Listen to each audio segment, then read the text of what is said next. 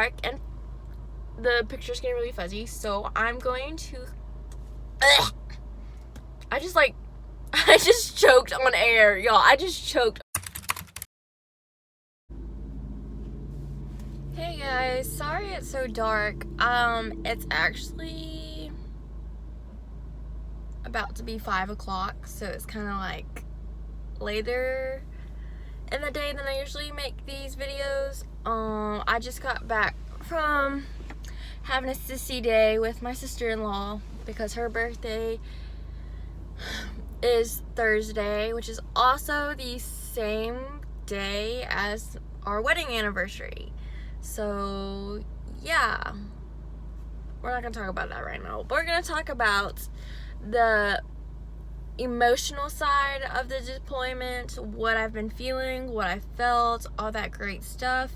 So we're going to begin, I guess, and hopefully it won't get dark on me. Y'all, look at the sunset. Isn't that just so pretty? Like, God is so good. But yeah, anyways, so even before we knew he was deploying, we had a kind of an idea of when he was going to deploy. And so about 3 months before he actually deployed is when I started having like anxiety, and I would just get really depressed and like really sad and worked up over it because it was just like the anxiety of not knowing. I guess that was upsetting me the most because we've never done this before. I didn't know what to expect. I didn't want anything to change because I love and loved my life the way it was, and it was just about to be unrooted from everything we've planted it to be and have grown it to be. So it was just a lot, and it was literally like so depressing until like the actual time, like the actual month that he deployed.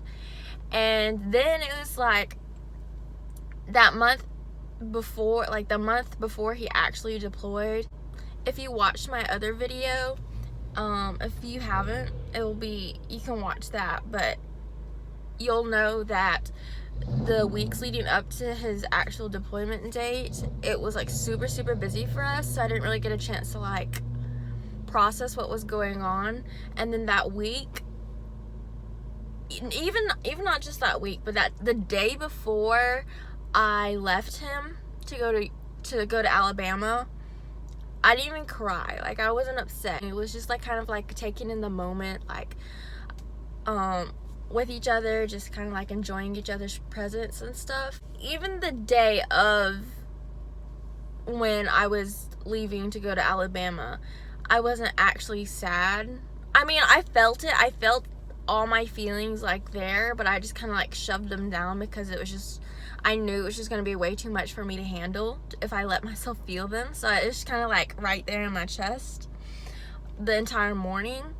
And then when I drove off, so sorry it's getting so dark. I just waited way too long to make this video. What was I talking about? Oh yeah. I hadn't even cried. And if you know me, I'm so sensitive and it doesn't take much to make me cry. And I hadn't even cried. And it was, I guess honestly, it was probably because I was in denial. So it was just kind of like, this isn't happening kind of thing. It was just, again, surreal to me. So I just wasn't even feeling any feelings then. Just imagine this. Getting in the car with all your stuff, with your 2 fur babies, and then your husband or the love of your life, whoever that may be, standing in front of your car, right? Okay, so we're fine. Sterling Ruhlman is fine at this point. She is, feeling it, feeling her heart being ripped from her chest, but isn't letting it get to her, right? Imagine the saddest song playing on your radio as you pull out to leave, the love of your life in front of your car waving at you, crying, and then your dogs start to whine because they're like wondering why all your stuff is in the car and daddy is not in the car with you. And so it's like I was holding it together, barely holding it together, because I didn't want to be sad in front of him, because then it would just make him more sad because he can't help it. And it's just like, he knows I'm sad because he's deploying, and he knows that he's deploying because it's his job. And then it's kind of like, I feel that like kind of going back on him because that's how he is. He's like always taking responsibility for things that he can't help because he just has such a big heart, and that's just who he is. I love him for it. And so I was trying to like keep it together so I wasn't making him sad. And then it's just as soon as my dogs, and if you're a dog person or you know how I feel about my dog, you know that your dogs are your children. So when they started whining for their dad, I literally lost it. I started ugly crying, and I ugly cried for at least 3 hours through that drive by myself. And I played that same song on repeat over and over again for that 3 hours while I was crying. And I know it sounds so depressing. That song, every time it plays, it makes me so emotional because all I can think about is that that's the last time I saw him. That's the last time I physically touched him, smelt him, felt him in his embrace. And it was just like, it's such an emotional song for me. And it's not even a sad song, but it is. Let me see if I can. Just because of what I connect it to. But it's getting so dark. Oh, okay, maybe this will work. It's not a sad song, but I associate it with a sad moment, so it is a sad song for me. But at the same time, it's like makes my heart feel good because I can like picture that moment. Not that moment, but like that moment. I guess the moment, the last hug, the last sight of him, the last, everything is connected to that song. So that song really means a lot to me. I think it's Oblivion. I think that's the song that was on.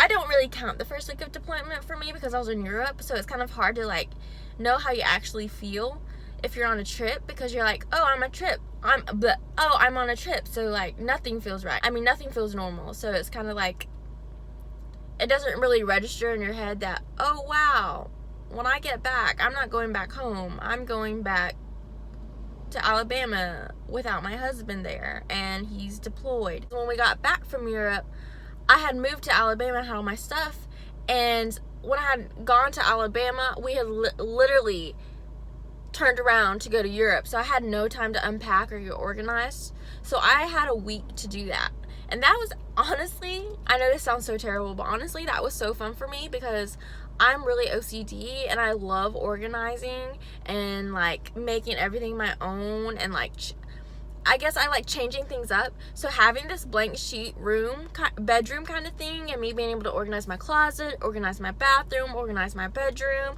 was just really fun. I was building furniture pieces to store my stuff in and all that great stuff. It was after that the depression started to hit me. It's because like after the whole, this is new, I get to change this, I get to do this the way I want, and this is the way I want. And then I just started like kind of sitting there and I was like, okay, I'm over this. This is not fun anymore. I want my husband back. I want my life back. I want our home back. I was really like depressed for a really long time. I want to say like 2 months, 2 to almost 3 months. I was just crying and crying every day. I would cry in the car, I would cry in the shower, I would cry at night by myself. I cried so much, and like my anxiety was so bad that I was giving myself heart palpitations. Like my heart was just like, I could feel it like stop and then like I have to restart really fast, and it was just like, it would freak me out too. And that was what that was from, was just all the anxiety and stuff.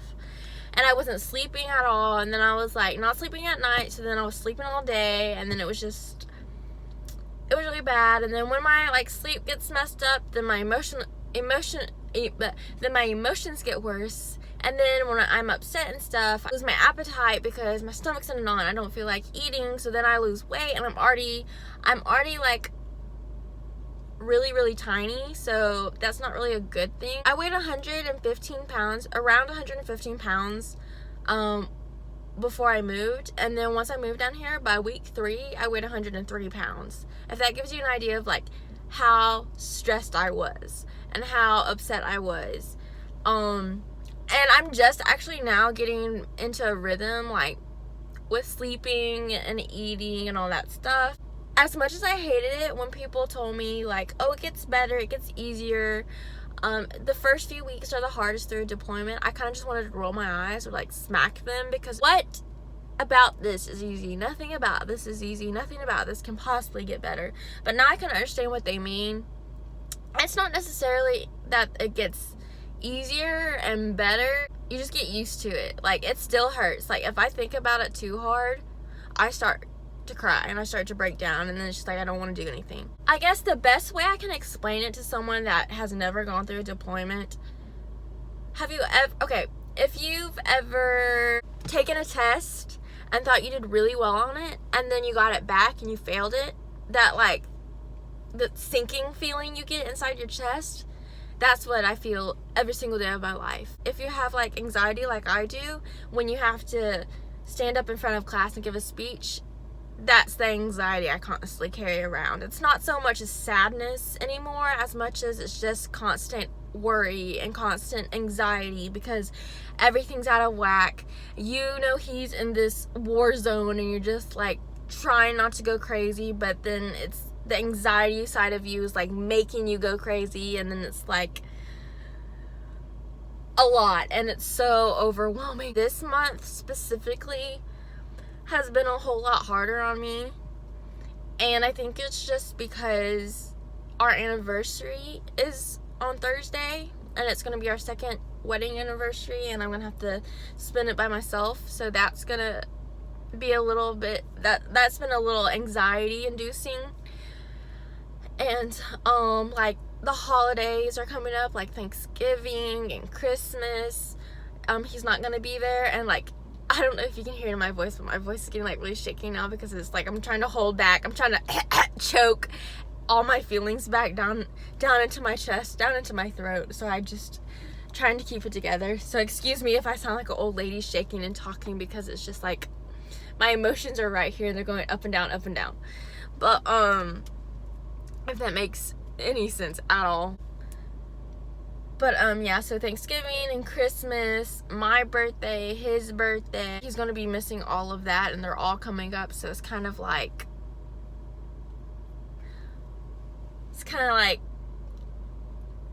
I'm trying not to lose it, but I feel it. I feel myself just like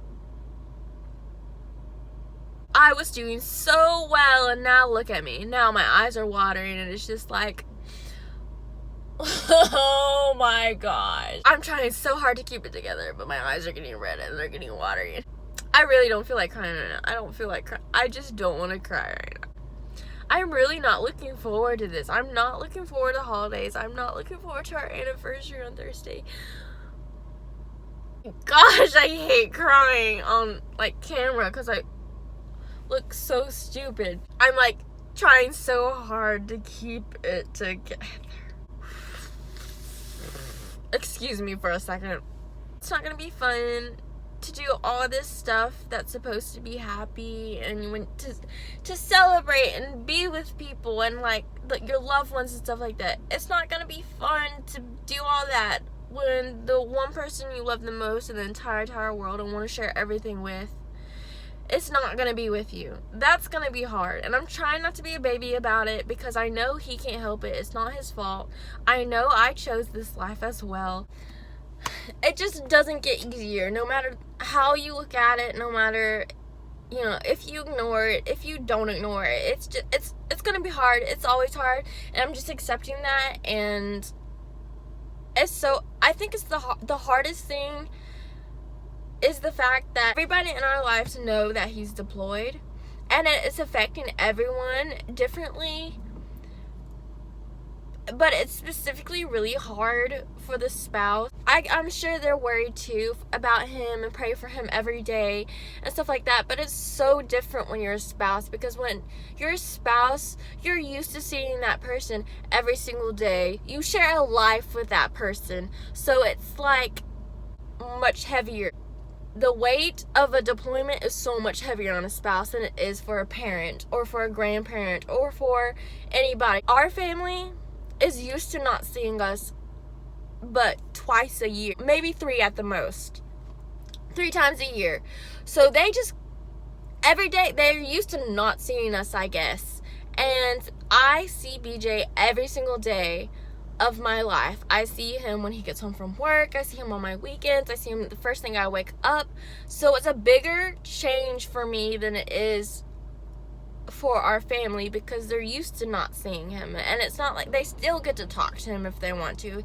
Yeah, he's on a different schedule, but it's not like their life has been completely changed by this deployment. And I think that's really hard for me, because it's like I have all these feelings and emotions having to watch my family, our family, just go about their lives and stuff. Like they love him so much, and I'm sure they miss him, but it's a different kind of miss when you share your life with someone versus just, being family to that person.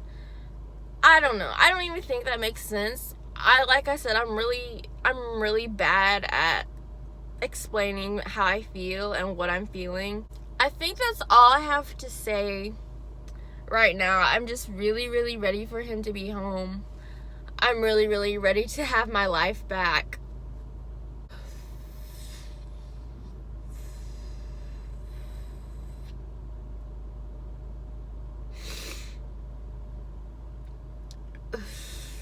I'm doing my breathing exercises so I don't fall apart. I promised myself I wouldn't, but I probably am going to fall apart right after I start this video, just because if I don't let it out, I won't be able to go on with the rest of my week. The best advice I have for a spouse during a deployment emotionally is to let it out. To remind yourself that your life has been completely turned upside down, and you are allowed to feel sad, you're allowed to feel anxious, and you're allowed to cry.